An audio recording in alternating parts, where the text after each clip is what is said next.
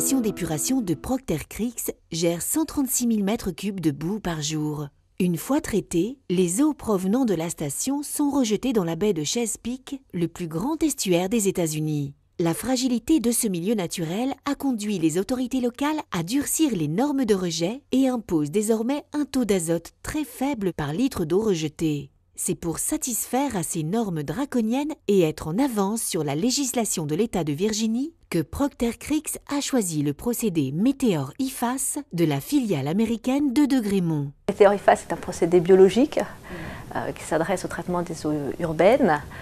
C'est un procédé qui est mixte, donc qui est complémentaire du procédé traditionnel à boue activée. La mixité est assurée par la coexistence de deux types de populations, une population libre comme dans la boue activée et une population qui va être fixée sur des supports en plastique qui sont mis en suspension dans les bassins. Il y a un premier marché, celui de Procter Creeks, qui est celui de la réhabilitation. L'intérêt, c'est une station existante qui va augmenter sa charge, de pouvoir, avec des moindres modifications, en particulier pas d'augmentation des bassins, donc pas d'investissement en génie civil, on va pouvoir augmenter cette charge. Après, ça va être des stations, donc tout type de rejet, donc plutôt nitrifiant, voire dénitrifiant, et ça va être des stations qui ont une contrainte d'espace, puisque le gain va être principalement sur la taille qui va être réduite des bassins. This is a 27 MGD treatment plant.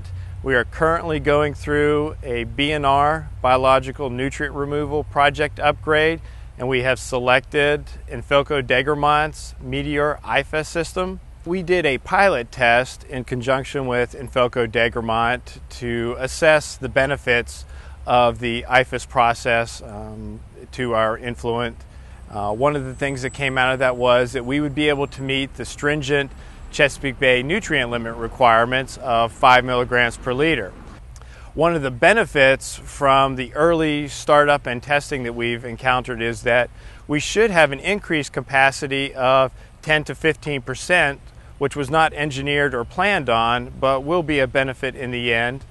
And we have so far, during initial startup, been able to meet our monthly nutrient limit requirements. It was also more cost effective to go this route than conventional treatment. We would have used up our remaining real estate for a conventional process.